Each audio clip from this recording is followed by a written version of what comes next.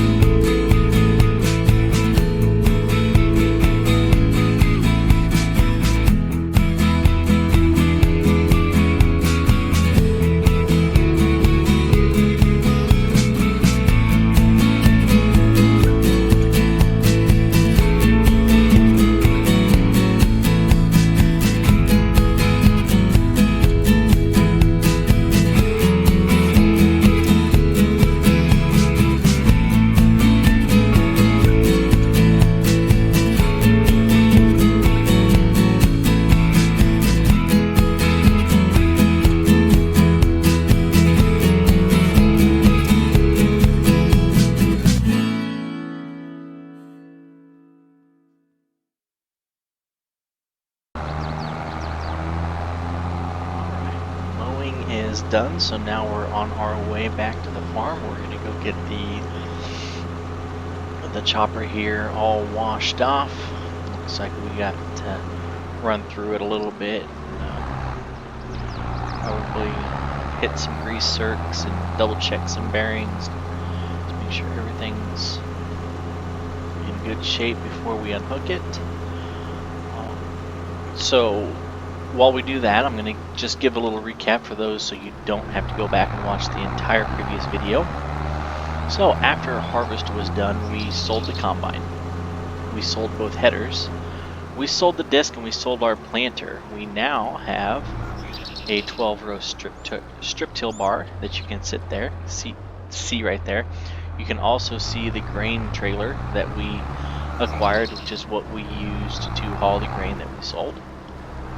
But what you will see here now is that our shed is now too small. Because there is our 12-row Kinze planter. There is our GMC truck that we used to pull the grain trailer. There is our new Kenworth straight truck that we've used as well. And our new Case IH Magnum MX 285. New to us, obviously not brand new, but new to us. So the shed is quite full. So the first thing we're going to do with all that money we have procured from selling our corn is build a new shed. I already have a shed in mind that we're going to put up. So you guys will see that shortly, but first we're going to stop off up here and we're going to park in the repair spot. We're going to get out of the tractor. First thing we're going to do is walk over here and get the pressure washer, get everything washed off.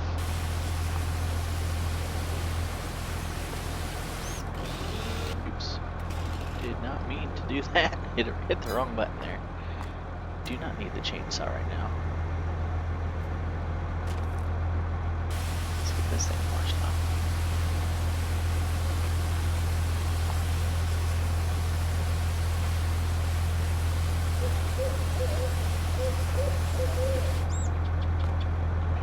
Tractor while we're at it.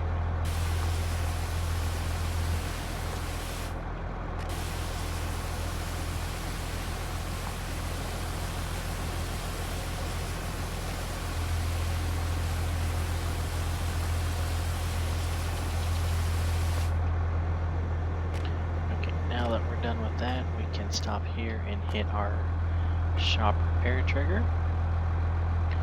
$3,800 of repair work on the tractor. We'll go ahead and do that, and $58 of repair work on the. So that's how you get your breakdowns on this game. You don't break down in the middle of the field. You just gotta come back. Well, I guess you could if you let your maintenance get too far down. You break down in the middle of the field. While we're at it, I'll go over here and check on the pigs. So that's another thing we did in the last episode. We grabbed this livestock trailer over here.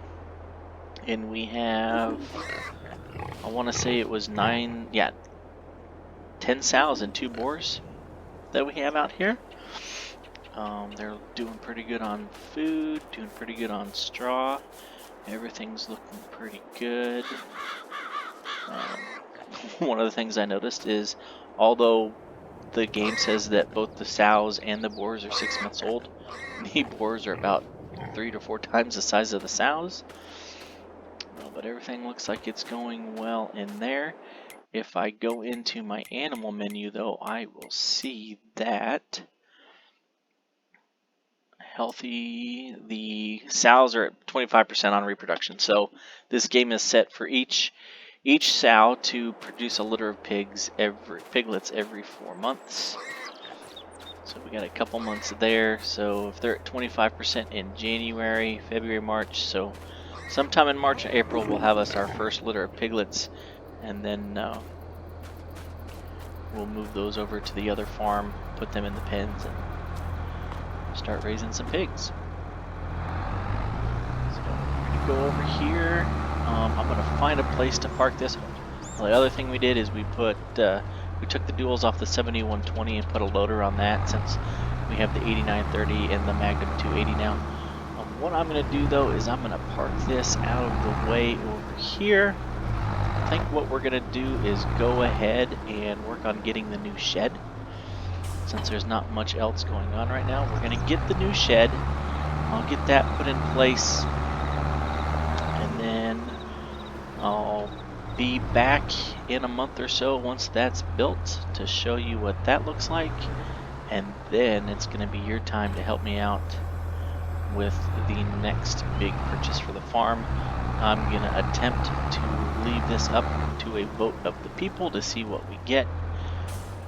We'll see how well that works. If I get enough votes, I'll go with the will of the people, and if nobody chimes in, then I will just make the decision on my own. So I will be back in February with a new shed and the next part of the plan.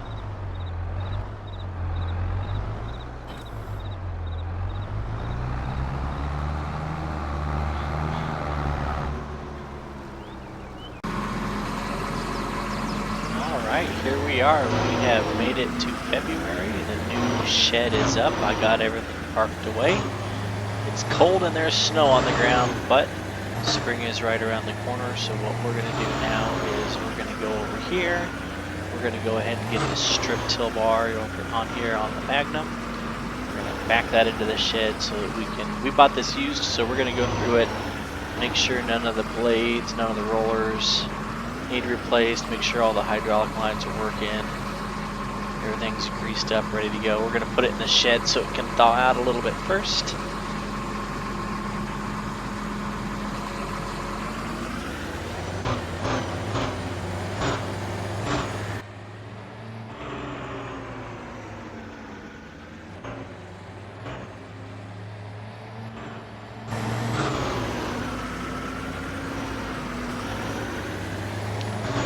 See here once I back in that everything's fitting a lot better in this shed, but we got a big open space in the corner. That's good because right now we're going to unfold the strip till bar so we have room to work on it.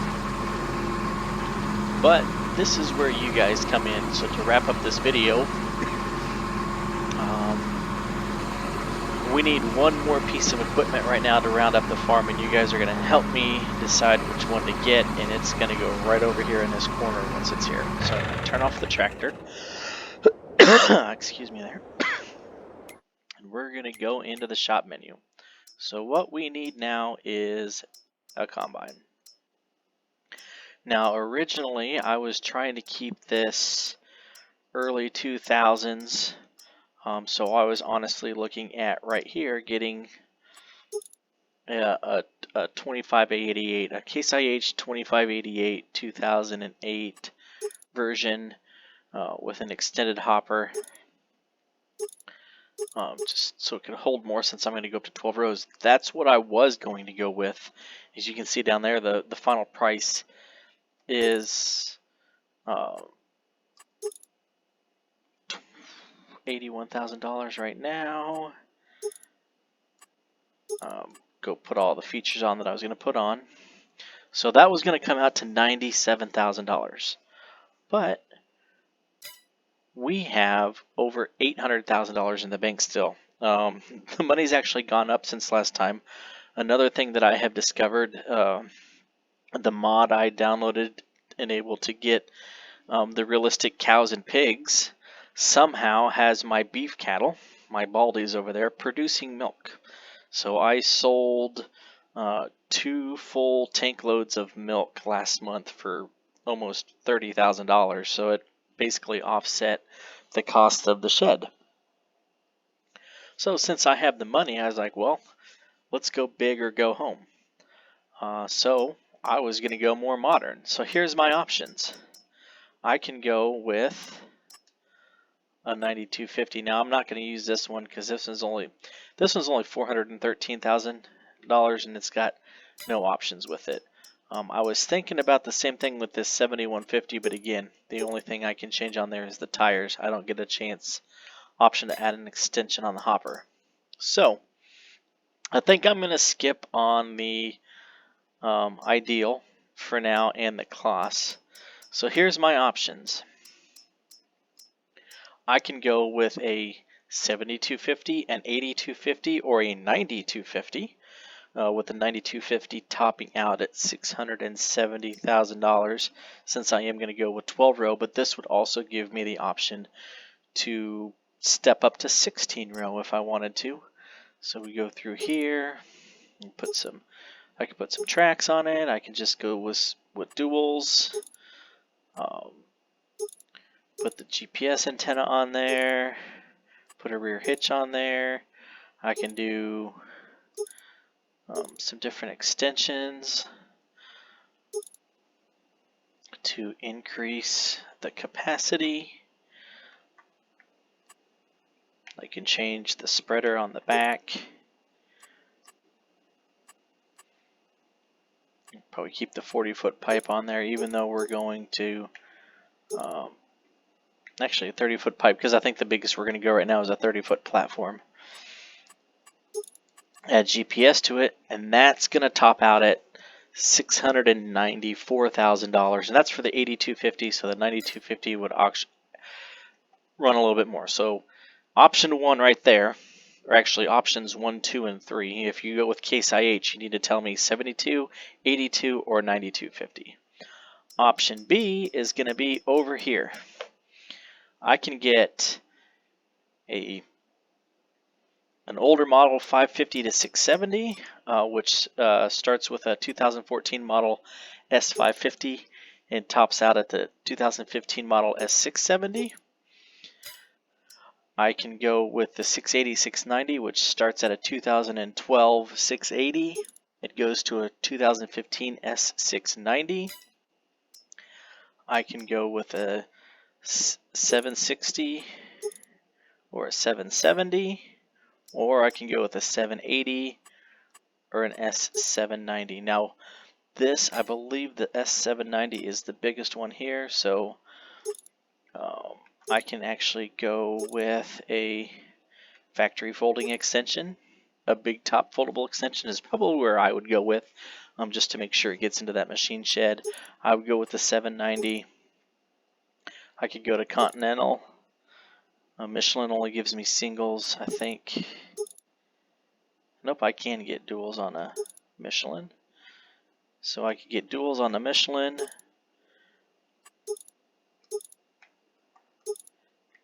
Doesn't look like I have an option. Nope, I do have an option for duals on the Midas. Lizard, that's probably Goodyear. That's what they like to do on here. That one doesn't look like I got an option for duals, and then I have the Continentals. If I wanted to, so here production year, I can go anywhere from 2018 to 2022. So let's just do 2022 to give us the top end price here. Ladder, I can get a foldable ladder. Rear hitch is yes. I don't know what. Oh, hitch extension. Actually, that's nice. If I pull a trailer with my header, let's go with a.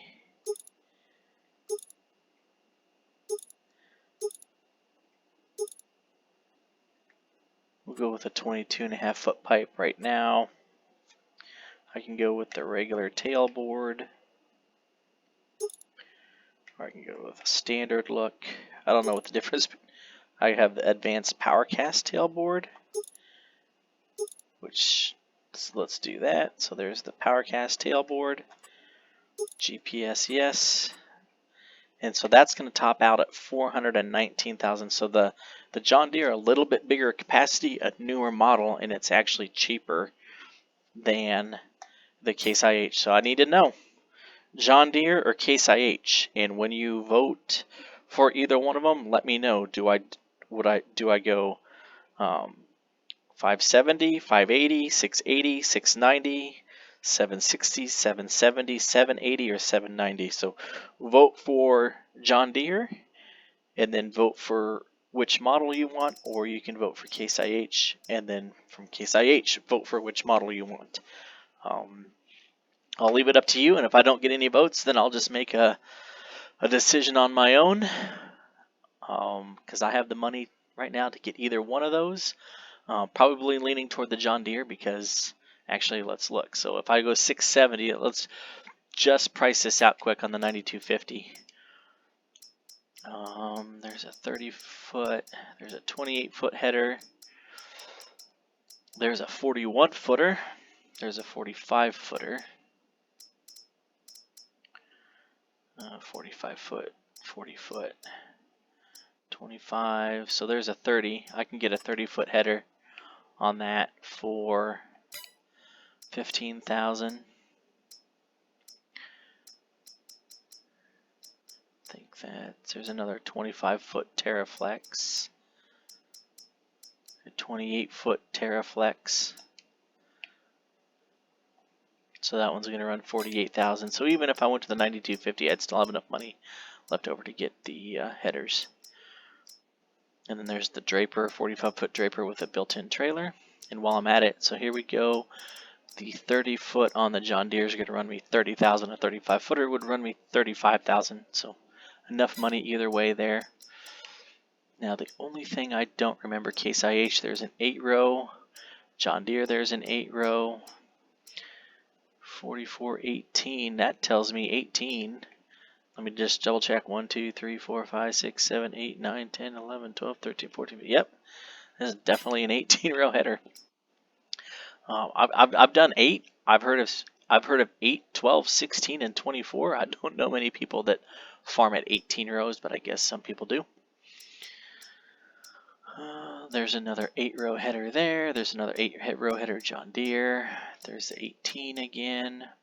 So here we go, 612C, so 52,000 right there for a 12-row John Deere. The 712, which is a newer model, is 94,000. That might settle the deal right there. I don't have an option for a 12-row header with the Case IH. Now I can get this Capello Diamond. That's a 12-row folding header that will go on the Case IH, so I could use that if I needed to. And what's nice about that, that's a folding header too, so I wouldn't need to hold a trailer for that one. So those are our options. So again, go in the comments, vote, let me know which one you want. If I don't get enough response, I'll make the decision on my own. So that's going to do it for this video. When we come back, we'll be in March. We'll be getting the strip till out and starting to prep our fields for spring planting. Thank you for watching this video.